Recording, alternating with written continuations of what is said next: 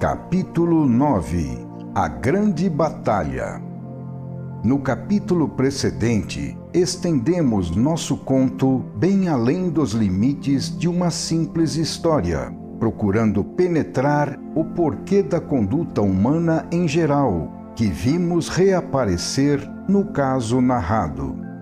Assim, o choque entre alguns homens de natureza diferente recebeu uma perspectiva ampliada, passando a representar o choque muito mais vasto entre os dois diferentes biótipos da raça humana, o evoluído e o involuído, para se ampliar ainda mais depois como o choque entre os dois tipos da sociedade humana, o atual de desordem e o futuro em que o estado orgânico foi alcançado.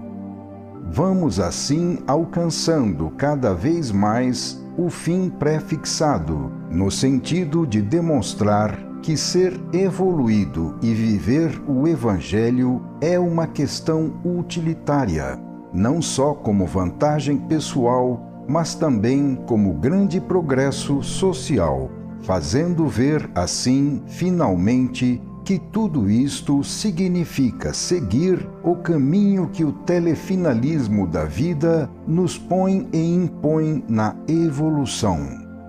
Terminada esta digressão, que aprofunda e universaliza o problema, pois se não fosse isso, não superaria o mísero sentido de uma crônica, retomemos nossa narração, para chegar finalmente a desenvolvê-la até a sua conclusão. No capítulo 42 de A Grande Síntese, foi escrito, abre aspas, só existe uma defesa extrema, o abandono de todas as armas. Veremos mais tarde como, fecha aspas. E podemos ver como, no caso que narramos, podemos ver nele, nos fatos, como é possível tal absurdo. Isto porque aquelas palavras significam o abandono das armas humanas para substituí-las por outras, espirituais e mais poderosas, o que não significa absolutamente ficar indefeso. No presente volume, recordamos atrás as palavras do Evangelho, abre aspas, procurai primeiro o reino de Deus e sua justiça, e todo o resto vos será dado por acréscimo, fecha aspas. Outro absurdo para a psicologia do mundo, contra a qual se ergue esta frase revolucionária. Então, para não faltar o necessário à nossa vida, existe outro método, que não é o da luta desesperada em que o homem está mergulhado na terra, mas sim um método diferente, segundo o qual o necessário, em vez de ser extorquido do ambiente hostil pela força, pode ser obtido gratuitamente de Deus. Eis a divina providência. Estudamos esse fenômeno no volume A Nova Civilização do Terceiro Milênio, capítulo 11. Enumeramos lá as condições necessárias para que o fenômeno se verifique e o auxílio desça efetivamente do alto. Assim, foi possível observar aqui como essas condições foram postas e como o fenômeno se verificou de fato, dando prova da verdade daquelas teorias, que acharam plena confirmação quando, depois de terem sido enunciadas, foram vividas num segundo tempo. No fato que expomos, a máquina funcionou verdadeiramente. O mundo apoia-se nas próprias forças porque confia bem pouco em Deus e em sua providência. Não crendo absolutamente que a máquina possa funcionar, o mundo evita fazer essas experiências.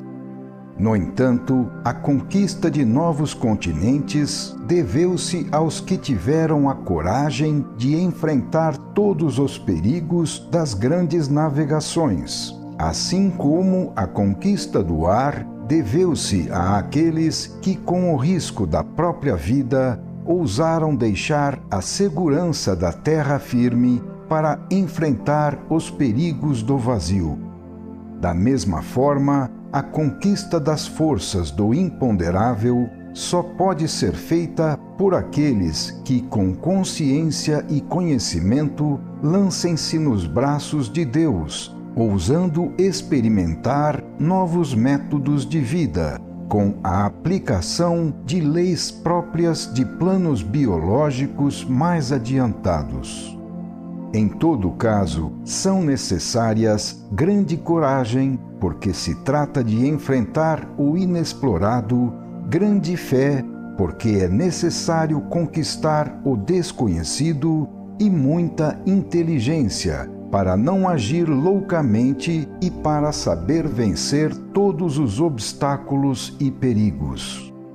Como se vê, as vicissitudes que estamos narrando e a interpretação de seu significado têm bases sólidas. As vicissitudes porque resultam de episódios realmente ocorridos, e a sua interpretação porque estão fundamentadas nas teorias expostas e provadas na série dos volumes que precederam este livro. Até agora, aquelas teorias só eram sustentadas pela lógica, pela verdade de outras teorias aceitas pela ciência e por vários aspectos da realidade que as confirmavam. Mas agora chegou esta confirmação nos fatos que estamos narrando e que assumem valor muito maior, porque se trata de um caso pessoalmente vivido.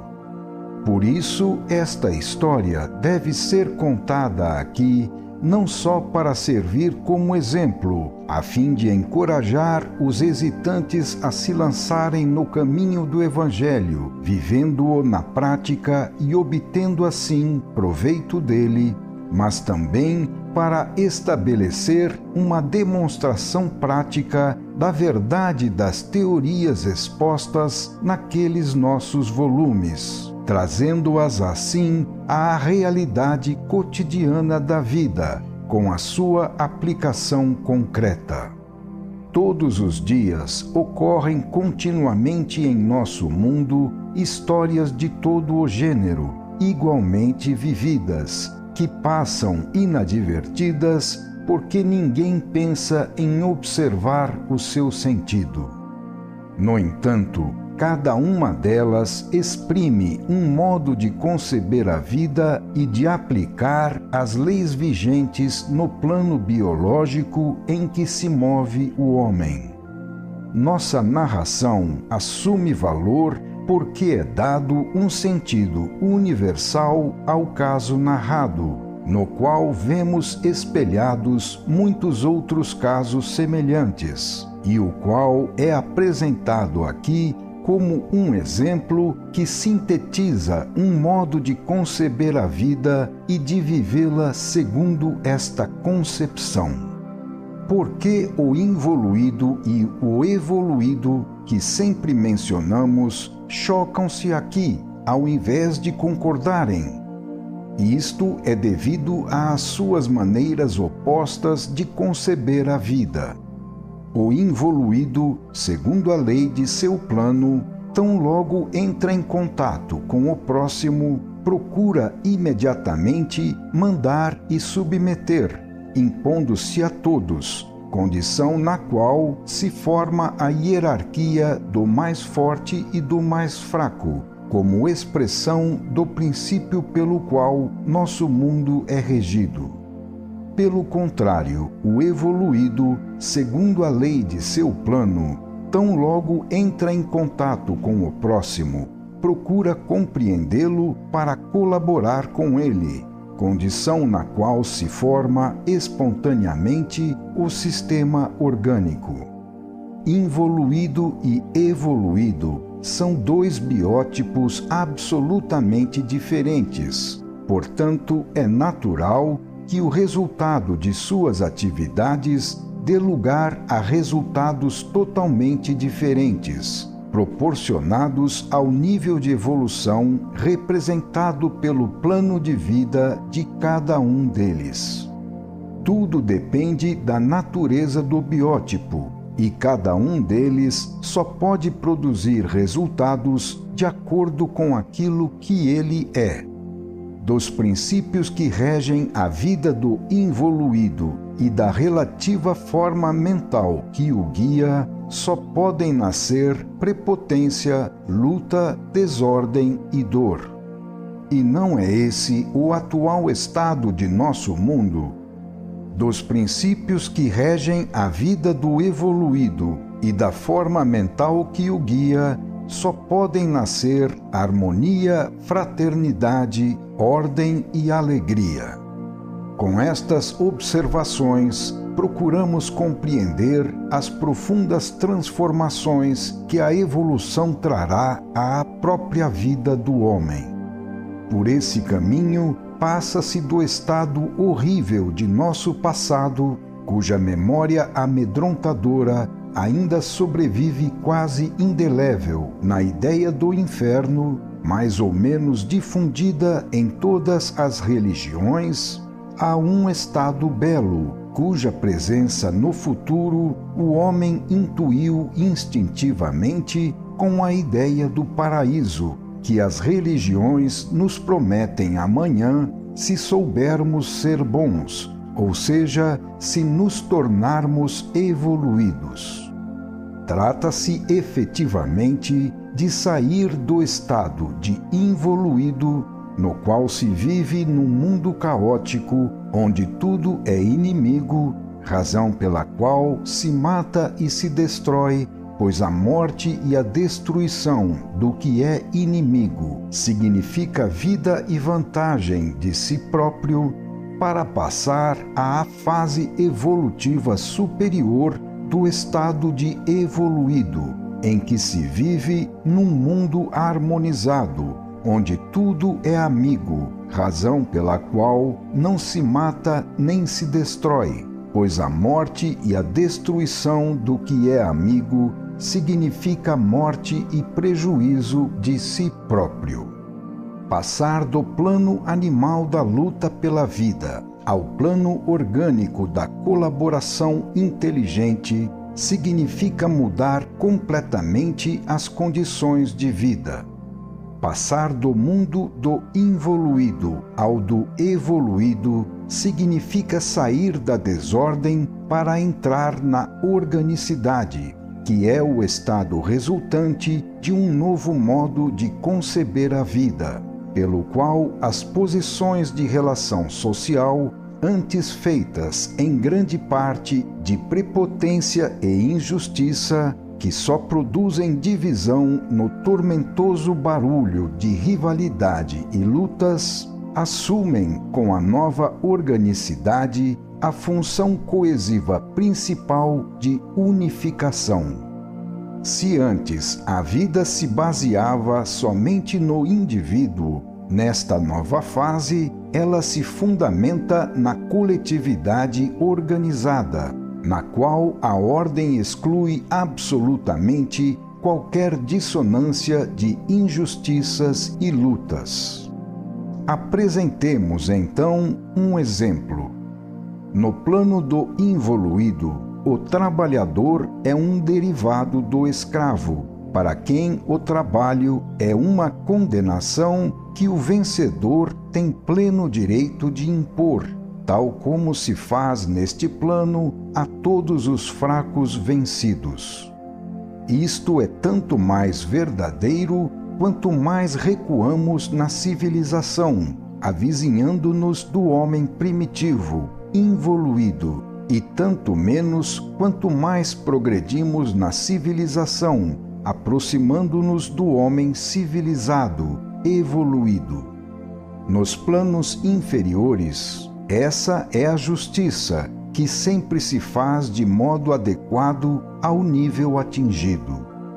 aquilo que constitui perfeita justiça num ponto da escala evolutiva pode se revelar uma completa injustiça num ponto mais avançado da evolução.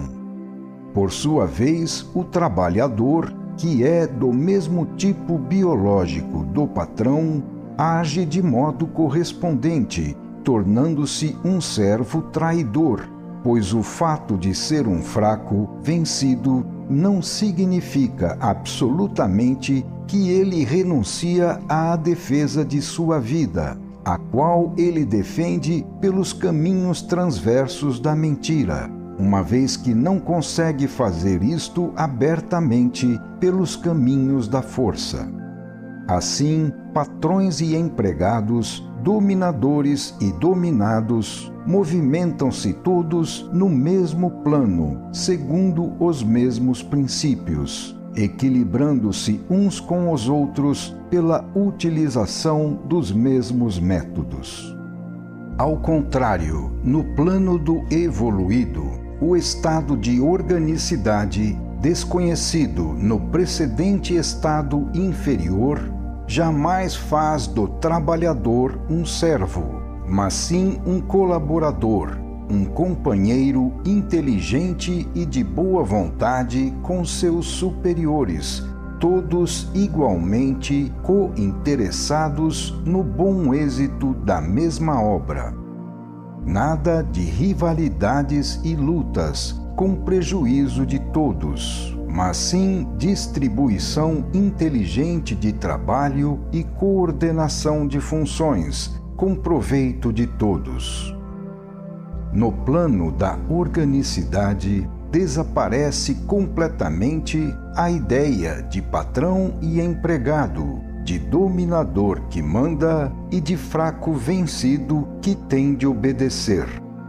Desaparece assim a ideia de opressão e exploração de um lado e de ódio e revolta do outro lado. O tradicional ódio entre empregado e patrão, ódio hoje organizado como ódio de classe, demonstra o quanto a humanidade ainda está atrasada. Tudo isto terá que desaparecer com a evolução. Empregado e patrão estão hoje igualmente atrasados e precisam ambos ser civilizados. Somente quando o operário for tratado com mais justiça e inteligência, será possível conseguir que ele, ao invés de se revoltar, procurando trabalhar mal e o menos possível, dirija seu esforço para produzir melhor e o mais possível. Com a força e a imposição, jamais poderá se obter o que se obtém com a inteligência e a compreensão. Comparado aos resultados que se pode conseguir com o trabalho do co-interessado colaborador, os frutos produzidos pelo trabalho escravo são piores.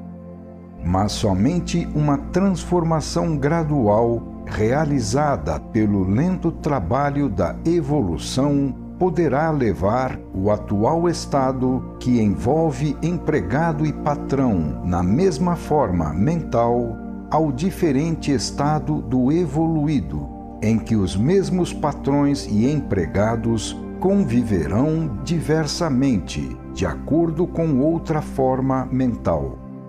Então, o patrão não será o dominador que procura egoisticamente desfrutar, mas sim o diretor inteligente que faz a parte mais difícil do trabalho, a qual o operário não sabe fazer e cujo valor ele reconhece.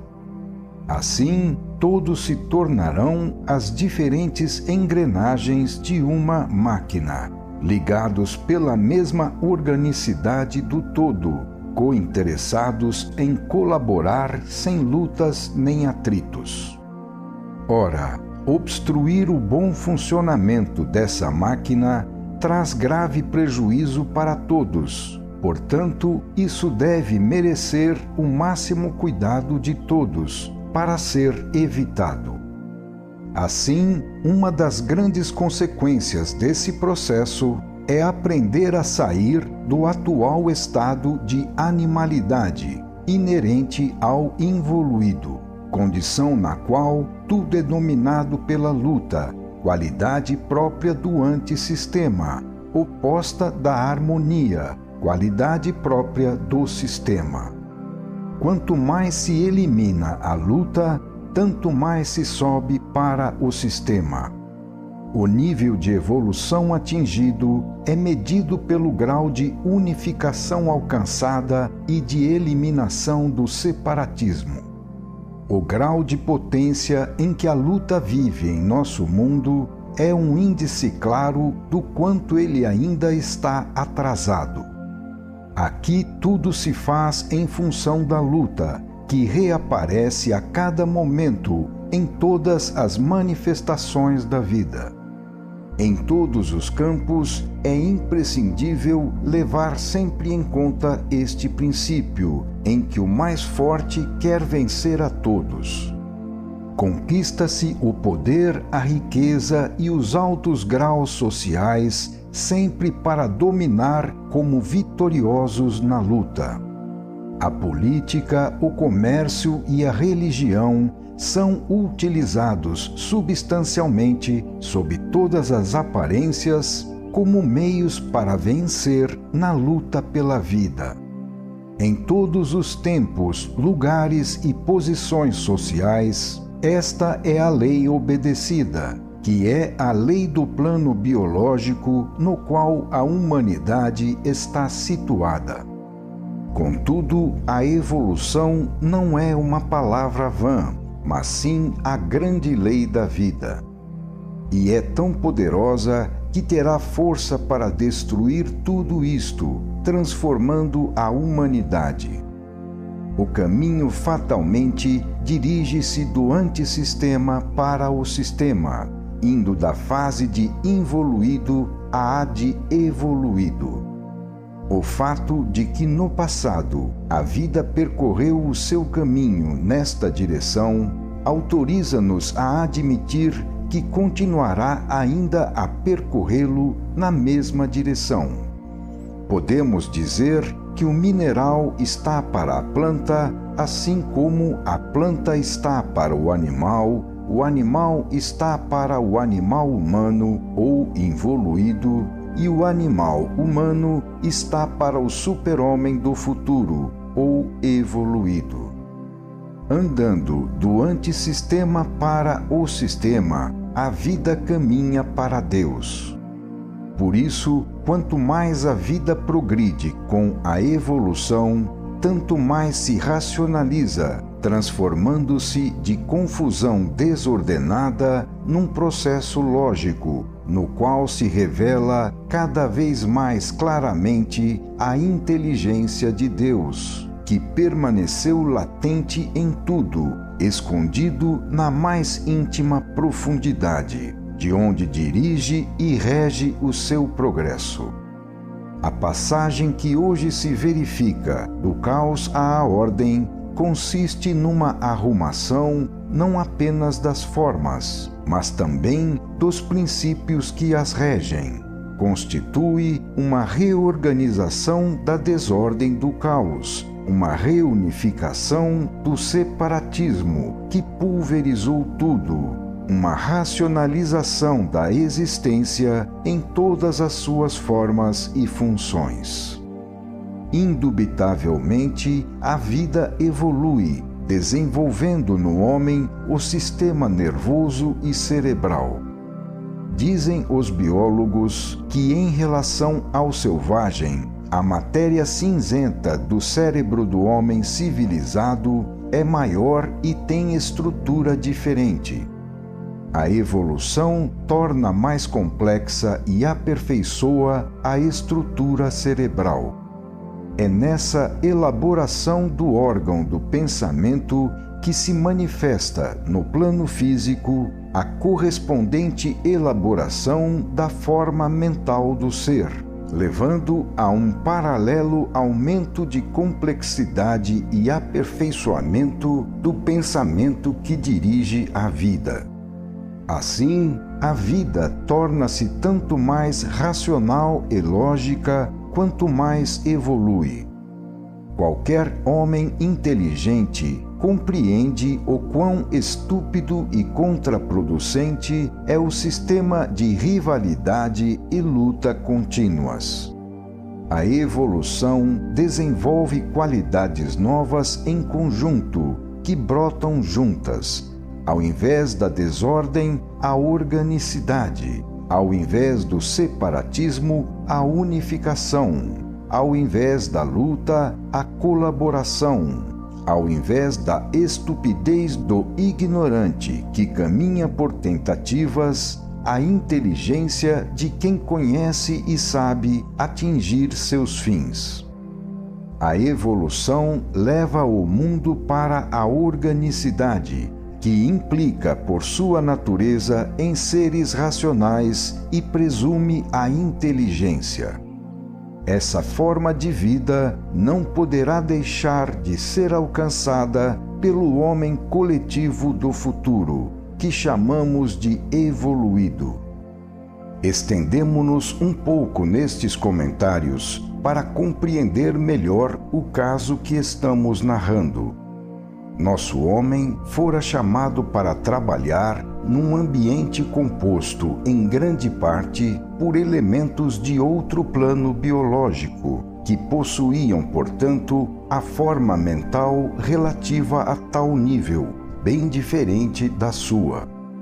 Encontrou-se, assim, diante não daquela que era a sua natural psicologia, de colaboração inteligente para a vantagem comum, mas sim de uma psicologia de luta, na qual o direito de mandar cabe apenas ao mais forte, mais bem posicionado, enquanto a ele cabia o dever de obedecer. Por essa psicologia, quem oferece o próprio trabalho coloca a si mesmo na posição de servo, e quem aceita a oferta alheia arroga para si próprio o pleno direito de mando. Infelizmente, a abolição da escravatura é um fato recente na história. É relativamente fácil e rápido abolir as leis sobre a escravidão. Porém, é difícil e muito lento abolir o instinto escravagista, que pode subsistir por séculos, mesmo depois de terem sido abolidas aquelas leis. Abolir legalmente a escravidão constitui um fato apenas jurídico-social, uma simples mudança de posições diante das leis humanas, enquanto a eliminação do instinto escravagista constitui um fenômeno biológico de maturação evolutiva, a qual tem que chegar a transformar os instintos por meio de um lento processo, com uma elaboração profunda e difícil de conseguir, alcançável somente pela educação através dos séculos.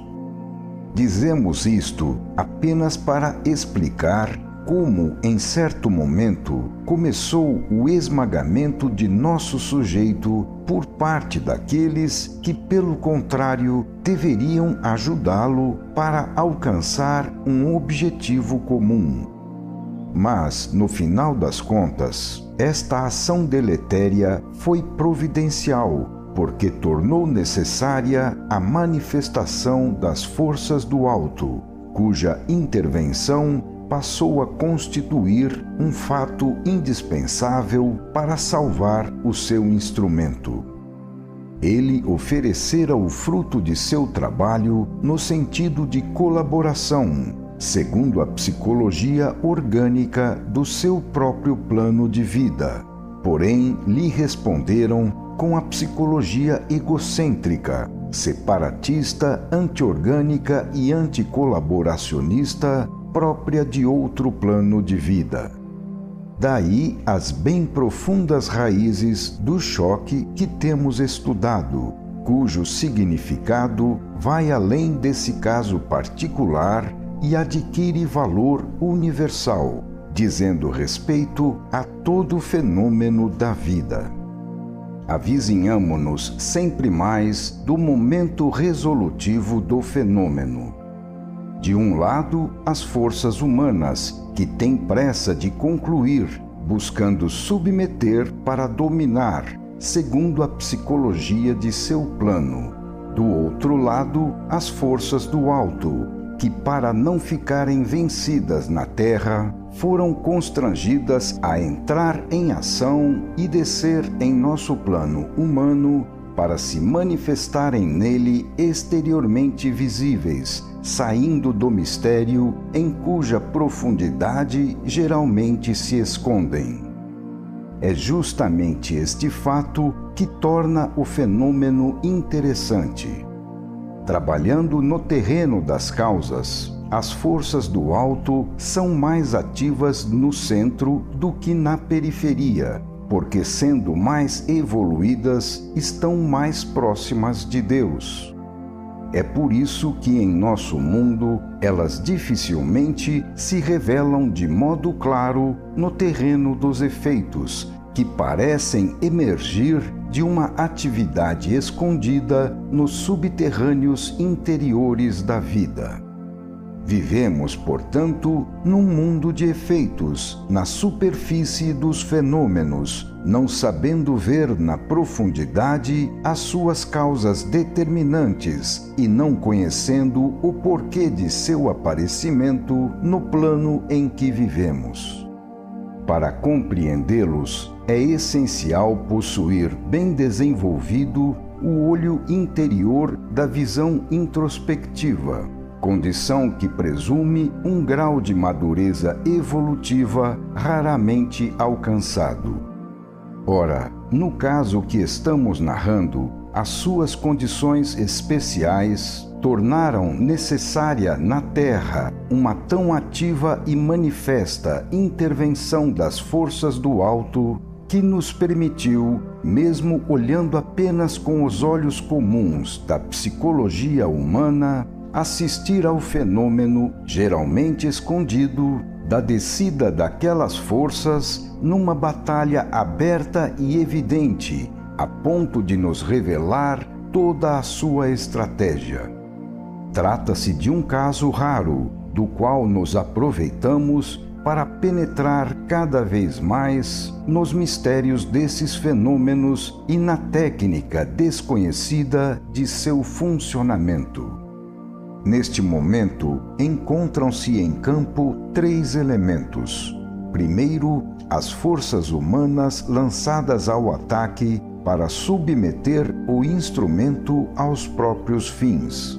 Segundo, as forças do alto, que intervêm na luta, impondo-se a todos os impulsos contrários para que se chegue ao completo cumprimento dos seus fins.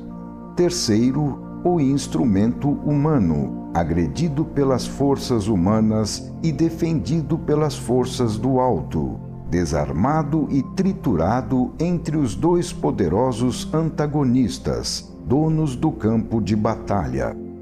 Observemos os momentos de cada um.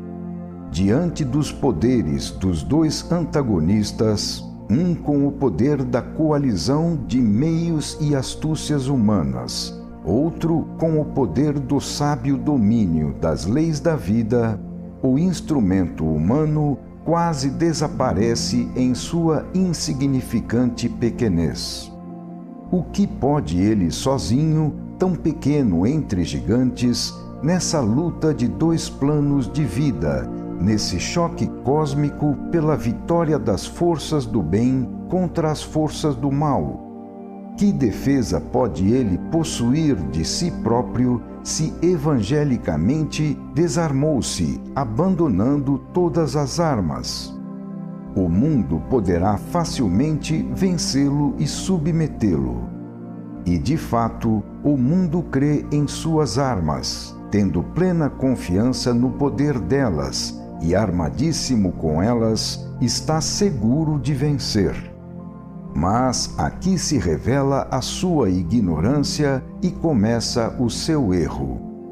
Então o jogo torna-se sutil, tanto que o mundo não o compreende e cai vítima dele. Fechado na psicologia de seu plano de vida, preso às miragens que os instintos inferiores lhe fazem parecer verdadeiras, o mundo não compreende que o homem evangélico está desarmado apenas aparentemente, só para quem não possui sentidos sutis para ver. Não compreende que, ao contrário, aquele homem está armadíssimo, mas com armas diferentes, que não são conhecidas porque estão situadas no imponderável. É lógico que o instrumento, tendo-se posto a funcionar num plano de vida mais alto, usufrua as leis deste plano e encontre à sua disposição defesas e poderes que não chegam aos habitantes dos planos inferiores. Então, quem se colocou verdadeiramente a serviço das forças do alto é protegido por elas como coisa que lhes pertence, necessária à obtenção de seus objetivos. Verifica-se assim o incrível fato de que o homem evangélico parece encontrar-se indefeso aos olhos cegos do mundo, quando na verdade está de fato muito bem armado. Como consequência disso, o mundo comete o grave erro de acreditar que combate alguém desarmado e assim, desconhecendo o inimigo, acaba por subestimá-lo e dirige os golpes com uma estratégia completamente errônea, sem atingir o alvo, o que o leva à derrota e não à vitória. Cegueira e ignorância, falta de inteligência e de sensibilização de longo alcance são as principais características do involuído.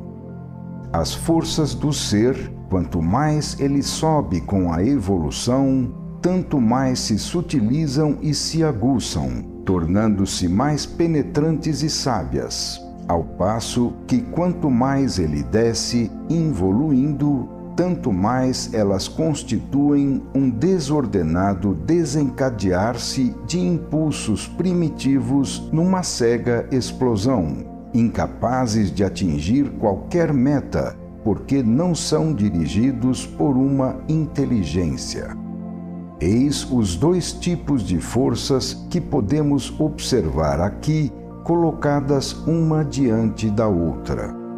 Historicamente, no desenvolvimento das missões, o mundo deu, muitas vezes, prova da mais completa incompreensão, aceitando-as somente por imposição das forças do alto e apenas depois de havê-las primeiramente negado e condenado. Foi assim, devido à sua cegueira, que no caso narrado, os práticos da vida, os homens positivos do mundo, não viram que existia no instrumento uma missão verdadeira e muito menos que ela pudesse significar uma real intervenção das forças do alto. Entre tantos crentes, em tantas religiões, quem realmente crê que isto possa acontecer? O mundo só crê seriamente em seus meios, mas bem pouco nestas longínquas forças, que são apenas hipotéticas para ele. Quem realmente sente esse poder das coisas espirituais? Quando se fala de missão, acredita-se que se possa dobrá-la a serviço de pequenos objetivos particulares, apoderando-se facilmente de seu instrumento desarmado. A docilidade e a simplicidade do instrumento os levou ao erro, pois acreditaram que estas atitudes fossem tudo e nada mais houvesse por trás delas. Atraídos instintivamente pela miragem da facilidade da presa, os homens do mundo cometeram o erro de crer que podiam, a seu bel prazer, deter esse movimento, paralisando uma missão desejada pelo alto, sem nem sequer imaginar as forças contra as quais combatiam, ignorância que não lhes permitia nenhuma possibilidade de triunfar. Na estratégia do lado humano, acumularam-se erros sobre erros. É perigoso, quando se trata das coisas do espírito, acreditar que se possa utilizá-las para fins humanos com a intenção de domínio, empregando os métodos comuns sem saber quais reações podem nascer delas. Quando os homens do mundo, acreditando que já havia chegado a hora da colheita, sentiram-se seguros da vitória e forçaram os acontecimentos para alcançar seus objetivos, chegando assim ao ponto de ameaçar a missão e paralisar o seu cumprimento, eles mesmos tornaram necessária a intervenção das forças do alto. Nesse momento, apareceu a mão de Deus, que milagrosamente inverteu a situação. O desenvolvimento de uma missão não pode ocorrer isolado, confiado apenas a forças humanas, e muito menos depender somente do instrumento, que, apesar de representá-las, é apenas o instrumento. Para a missão alcançar o seu total cumprimento na longa estrada que deve percorrer, ela é preparada, acompanhada e dirigida por uma inteligência superior, que por meio dela quer atingir seus objetivos, conhecidos somente por esta inteligência, em função de planos que o homem ignora. Ainda que os outros ao seu redor não vejam, porque não podem percebê-la, o instrumento sente a presença dessa inteligência, que o guia e a cada passo movimenta e apresenta as pessoas adequadas para realizarem cada uma, mesmo sem o saber, a sua devida parte, provendo o necessário e amadurecendo os acontecimentos no sentido exato, segundo os planos pré-estabelecidos. O instrumento sabe, embora não o conheça completamente, que existe um plano e que este plano deve fatalmente se realizar até o fim, pois, apesar de todos os obstáculos, ninguém poderá jamais vencer as forças do alto que dirigem aquele plano. Uma vez que o fenômeno se desenvolve também dentro do instrumento, que vive com os olhos abertos, o próprio instrumento tem meios para observar mais de perto como essa inteligência trabalha, ao inspirá-lo, avisá-lo com antecedência e o impelir por certos caminhos, para depois chegar com a sua ação no momento preciso, na forma adequada e na medida exata para aquele fim. Por mais que o motor íntimo procure ficar oculto, essa previdência e proporção nos fatos derivados dele resulta por demais evidente para não impressionar o observador atento. O acaso é desordenado, não opera com exatidão e sincronismo, não se dirige constantemente na mesma direção. No caso em estudo, trata-se de fatos positivos e é necessário encontrar uma explicação para eles, que, sendo de natureza inteligente, não podem ser entendidos senão pela presença de uma inteligência da qual derivem. Quem vive verdadeiramente uma missão, como no caso já mencionado, não pode deixar de perceber a coordenação de movimentos que certamente não dependem do instrumento, pois estão além de suas forças e conhecimento. Sobre esses movimentos, ele não quer absolutamente influir, assim como jamais os preparou com planos e vontade próprias. Trata-se de movimentos amplos, longos e complexos, que revelam presciência e poder, porque não cometem erros e vencem todos os obstáculos. Assim, o cumprimento de uma missão torna-se um grande milagre, constituído de muitos milagres menores encadeados, compostos por inúmeros fatos humanamente inexplicáveis, que geralmente não ocorrem e possuem algo de prodigioso. Tudo isto surpreende pela forma orgânica com que se apresenta, pela logicidade do seu desenvolvimento e pela precisão de seus movimentos, os quais constituem fatos positivos que não podem ser negados e que seria loucura atribuir ao acaso. Como isso se realiza então? Como pode vencer em nosso mundo feroz um ser desarmado que só quer abrir seus braços a todos? E onde se encontra o poder que o faz vencer se não está nele? Quem faz tudo convergir para o cumprimento da missão, até mesmo os ataques e as resistências? Se não podemos explicar os fatos, senão admitindo a presença de uma inteligência superior, então eles constituem uma prova da presença do Alto naquela missão, que por isso só pode ser verdadeira. E o Alto, com a sua assistência, confirma, subscreve e avaliza toda a obra, que se cumpre através daquela missão. Então, se tudo isto vem da parte de Deus, o que podem as astúcias e poderes humanos contra ela? Só assim podemos explicar os fatos que narramos. O mais difícil é fazer compreender a realidade dessa presença das forças do alto. É mostrar que não estamos repetindo aqui o costumeiro sermão moralizante, mas sim falando seriamente de fatos concretos, impossíveis de se explicar senão por aquela presença.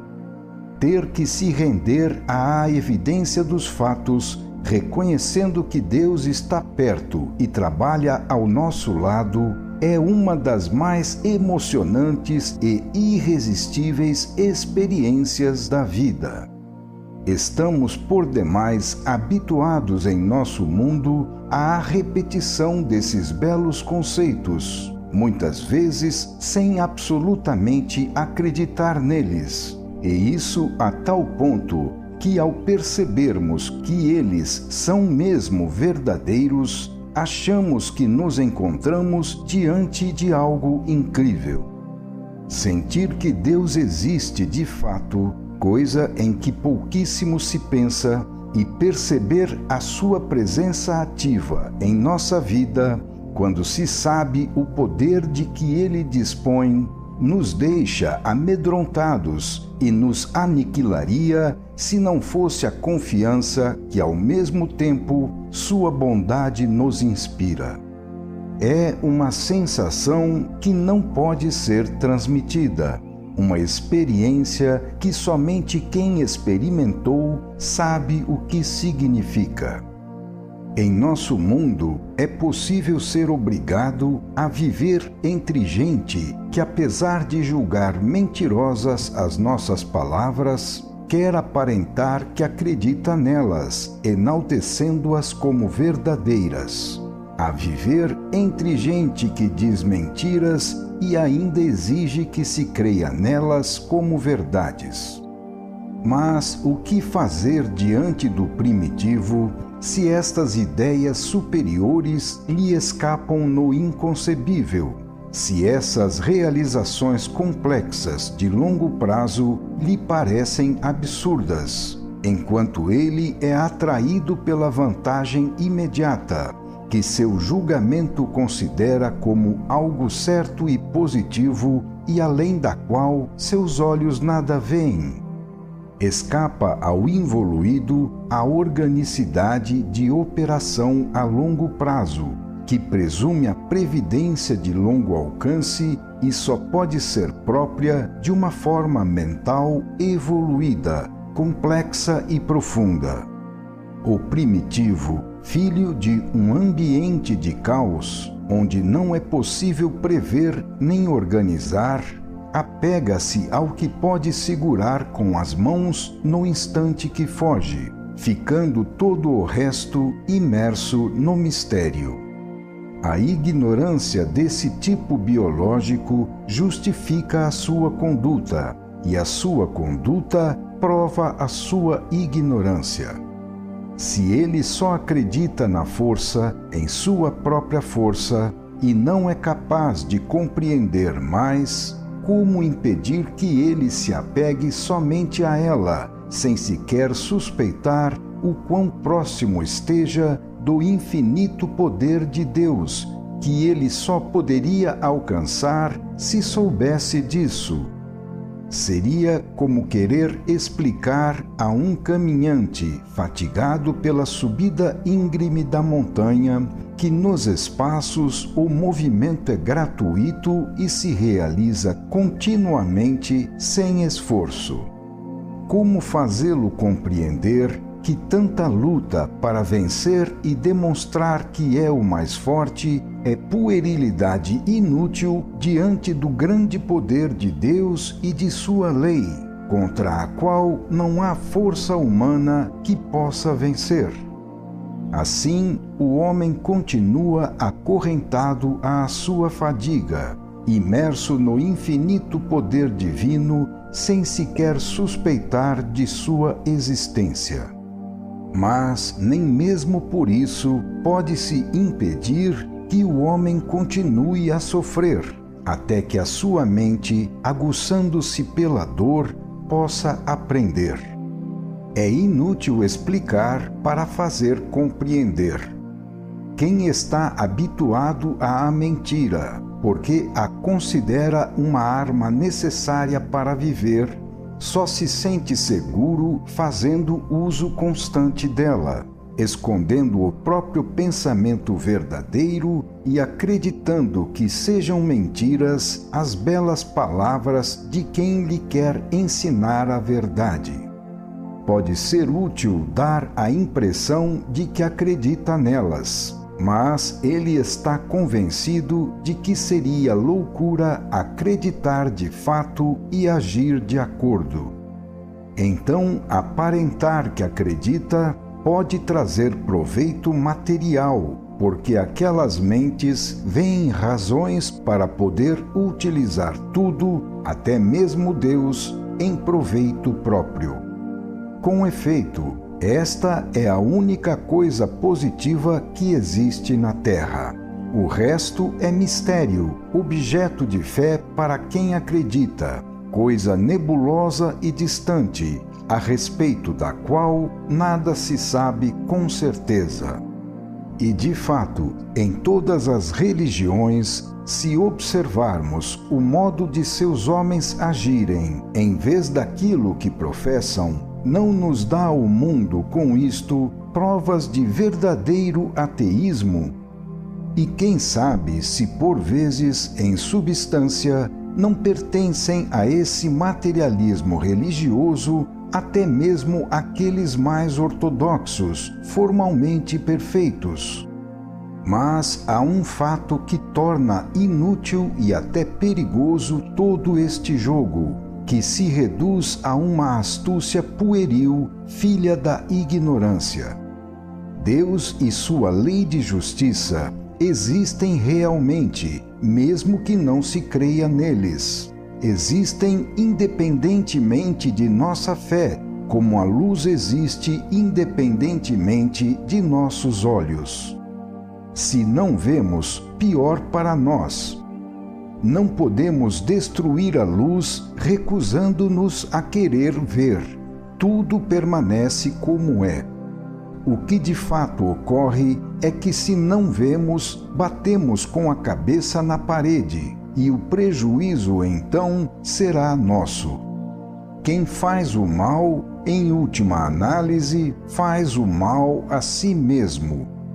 Enquanto não compreendermos isso e continuarmos a fazer o mal, acreditando enganar a Deus e vencer o próximo, o fato de pensarmos que estamos agindo impunemente em proveito próprio não nos libertará absolutamente das consequências, as quais teremos de pagar fatalmente. A quem faz o mal, não adianta paralisar o ofendido, porque isto não paralisa a lei de justiça de Deus. E o perdão adianta apenas para quem recebeu o prejuízo, mas não pode deter aquela justiça nem a necessidade do pagamento. Acreditar que se possa, com a astúcia, escapar às sanções da justiça de Deus é um erro grave que se paga caro. Julgar o homem simples e honesto que segue o Evangelho como um pobre imbecil que não conhece a vida não é sabedoria, mas sim ignorância. Julgar que a verdade seja uma mentira e que constitui uma astúcia não acreditar nela, deixando isso só para aqueles julgados ingênuos e defendendo virtudes e ideais para que sejam vividos somente pelos outros, significa ser o mais ingênuo de todos, porque querendo enganar os outros, está se enganando a si mesmo. Neste mundo de mentiras, é fácil imitar o estilo do verdadeiro instrumento e realizar os próprios negócios em nome de Deus. E é fácil se lançar nesse jogo, pois trata-se de um jogo que não só requer menos esforço, mas também é o mais rendoso. Muitos, porém, nem suspeitam que ele também seja perigoso. Esse não é um problema desta ou daquela religião, porque tal jogo pode ser feito em todas as religiões, mas é um problema do homem que se encontra em todas as religiões e em qualquer de suas formas pode igualmente procurar zombar de Deus. Nada disso significa que as forças do bem não são senhoras de tudo a todo momento, tanto que até essas resistências e atritos são utilizados por elas em proveito do bem. Assim, no desenvolvimento de uma missão, vemos serem chamados também, para dar algum tributo útil, os elementos negativos. Os homens são diferentes, mas a técnica divina é sábia e sabe, portanto, tirar partido das diversas qualidades de cada um, para fazê-los realizar os trabalhos mais diversos, permanecendo mesmo assim justa com todos. Por isso, para os que se movem apenas pelas atrações materiais, Deus usa a técnica da miragem, como já vimos. Que outra forma haveria para induzi-los a cooperar, se não tocando as únicas teclas às quais responde o indivíduo, senão apoiando-se nos instintos que ele está sempre pronto a seguir, senão oferecendo as ideias que a sua forma mental pode compreender? Assim, ele se põe a correr atrás da miragem e faz um trabalho que de outra forma jamais faria. Poderia-se pensar então que Deus estaria enganando esses homens? Mas quem os obriga a cair na ilusão? Não está o mundo cheio de sermões que os avisam para confiar e preferir as coisas eternas do Espírito? Por que então eles só querem crer nas coisas da terra? São eles que escolhem acreditar nas ilusões como coisa real e a considerar a realidade uma ilusão. Eles querem isto com tenacidade, resistindo a todas as exortações e explicações. Até mesmo acreditam que são sábios quando se rebelam contra estes avisos, imaginando que desse modo não caem numa armadilha preparada para enganá-los. Como raciocinar com eles? Como esclarecê-los acerca do verdadeiro estado das coisas, se eles, partindo do princípio de que nada do que lhes é dito é verdade, acreditam que o seu proveito está em não se deixar enganar pela verdade, a qual eles julgam mentira?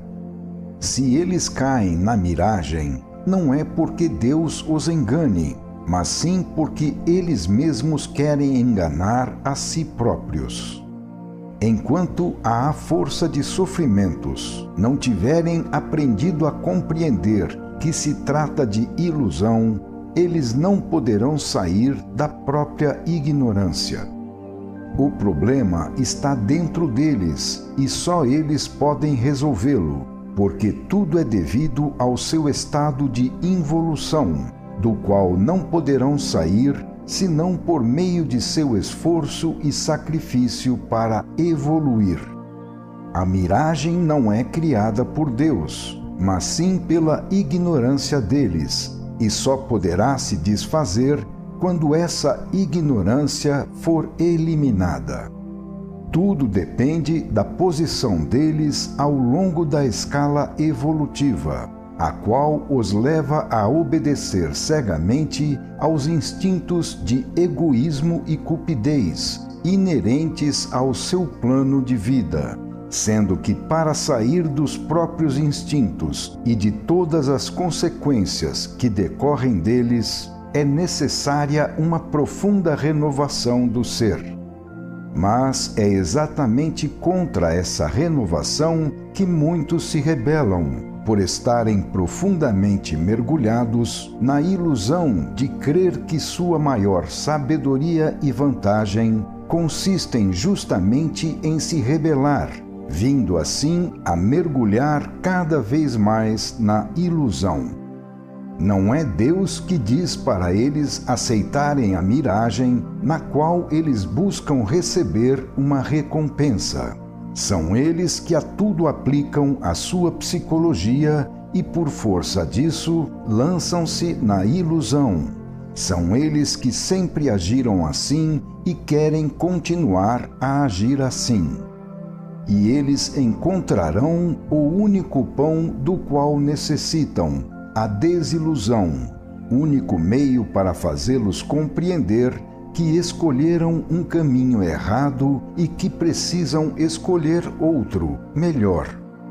Deixados livres para se submeterem livremente àquelas experiências que lhes agradam, eles encontram, no fim de cada uma delas, a salutar lição corretiva que os instrui com a experiência e os impele para um caminho melhor, onde poderão encontrar a ansiada felicidade. O pão verdadeiro que pode saciar a sua fome está pronto, mas eles não o veem. Assim, o fato de serem utilizados como instrumentos ignaros na realização de uma missão os coloca diante desse pão que lhes é oferecido para que ao menos olhem para ele como uma oportunidade para poderem melhorar a si mesmos. Trata-se de uma nova e preciosa experiência. Mas, se quiserem recusá-la para tornar a mergulhar em seu mundo, Então é bem justificada a sua expulsão do terreno da missão, aonde puderam entrar, mas ao qual não lhes é permitido trazer destruição. Poderia ainda ser objetado que se eles fazem um trabalho, então a justiça de Deus deve pagar a eles. Certíssimo, e por justiça são pagos com a qualidade e quantidade de moeda que correspondem ao trabalho realizado. Assim, eles recebem a sua compensação terrena na forma de vantagens materiais, como procuravam, pois não buscavam outra coisa senão este tipo de vantagens, que foram todas pagas na quantidade merecida. Com isto, eles são pagos, e uma vez pagos, estão fora do trabalho e não mais pertencem a ele. Está assim perfeitamente justificada a expulsão desses elementos, que só tomaram parte no trabalho para outros fins e que, se permanecessem nele, prejudicariam a missão, porque eram negativos em relação a ela. Se alguma coisa eles fizeram pelo ideal, foi sem querer e sem saber. Portanto, não podem atribuir mérito algum sobre isso para si. Acreditavam estar fazendo uma coisa totalmente diferente daquilo que, pela vontade de Deus, fizeram. Assim, no caso deles, fica estabelecida perfeitamente a lei de justiça, pois, acreditando-se astutos e tendo buscado enganar para utilizar tudo para si mesmos, acabaram enganados no final, sendo utilizados para outros fins, para os quais, se os tivessem conhecido, não teriam movido um dedo sequer. Eis como foram servidos os práticos da vida, os positivos do mundo, que, acreditando estarem bem firmados na realidade, julgaram como sonhos os ideais e como iludidos aqueles que trabalham pelos ideais. Estamos sempre observando a técnica funcional do fenômeno da descida das forças do alto, cujo objetivo é tornar possível na Terra a realização de uma missão. Haveria prova maior da efetiva presença dessas forças do que uma ação conduzida com tão perfeita estratégia, tão cheia de sabedoria e justiça. Vemos aqui como realmente trabalham as forças do alto e como, de fato, opera a divina providência. Quisemos colhê-las neste momento especial em que, para atingir seus objetivos, elas foram constrangidas a sair do segredo em que geralmente se ocultam, para nos revelar assim não apenas a sua presença, mas também a maravilhosa técnica de sua estratégia e método de ação. Desse modo, com a atenta e íntima observação, conseguimos ver muitas coisas que nos mostram como Deus trabalha entre nós. E estamos comunicando ao leitor os frutos desta observação, para que também ele veja a maravilha da presença de Deus em meio às coisas humanas. No caso que estamos estudando, verificamos a inegável existência de um plano pré-estabelecido, que vai se realizando sob a proteção de uma força que dá prova de ser poderosa e inteligente, tanto que sabe vencer todos os obstáculos. Sua atuação demonstra ter fins precisos a atingir e dá prova de saber alcançá-los a qualquer custo. Esse trabalho é realizado não só com poderosos meios e superior inteligência, mas também com profunda sabedoria e justiça. Encontramos em sua ação tempestividade, previdência, exatidão, ordem e proporção. Os auxílios descem adequados às pessoas, o que demonstra um perfeito conhecimento do ambiente terrestre, da alma humana e do rendimento útil que cada um pode dar.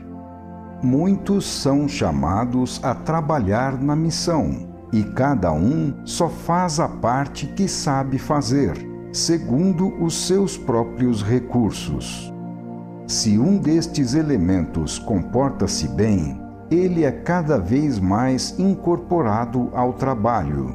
Mas se quiser torcê-lo para outras finalidades de seu próprio interesse, tornando-se um elemento negativo e contraproducente, então, conforme a justiça, ele é pago pelo trabalho feito e lançado fora da obra, a qual ele não tem o direito de prejudicar. Não se nega a ele o pagamento justo, tão justo que resulta da própria natureza do trabalho prestado, como o indivíduo livremente quis executá-lo. Se ele agiu assim, sem nada haver compreendido, essa ignorância não é casual, mas sim consequência de seu próprio baixo grau de evolução, fato também merecido segundo a justiça. As vantagens da compreensão que nos vêm da inteligência devem ser conquistadas por nós mesmos com nosso esforço e fadiga para evoluir. Outra maravilha dessa estratégia é que ela consegue utilizar a favor de seus fins, para seu próprio triunfo, as forças contrárias, fazendo também o inimigo trabalhar neste sentido. E esta é mais uma prova de que se trata da descida de forças do alto, porque só as forças do bem são senhoras das forças do mal, e não ao contrário. Só Deus é Senhor do mundo, e não o mundo senhor de Deus. Eis o que nos mostra e ensina esse choque que estamos observando e o seu resultado final. Poderão ser, assim, chamados ao trabalho também indivíduos capazes de fazer o mal. Mas, se quiserem fazê-lo, esse mal recairá sobre eles mesmos, que deverão pagá-lo à justiça divina, enquanto para a obra ele se transformará em trabalho útil e servirá para a vitória do bem. Trata-se de uma surpreendente técnica de inversão de valores, que constitui uma verdadeira maravilha da estratégia das forças do alto, consistindo em saber fazer luz com as trevas. E no fim, cada um é pago conforme trabalhou, de forma positiva quem trabalhou de modo positivo em favor da obra, e de forma negativa quem trabalhou de modo negativo para a realização da obra. É assim que Deus, com sua lei, é sempre Senhor de tudo. Só assim podemos explicar aquela obra de infinita sabedoria representada pelo fato de que através do erro caminha-se para chegar à verdade, e de que por meio do trabalho de destruição próprio das forças negativas alcança-se uma produção útil, estabelecida pelo trabalho de construção próprio das forças positivas. Final do capítulo 10.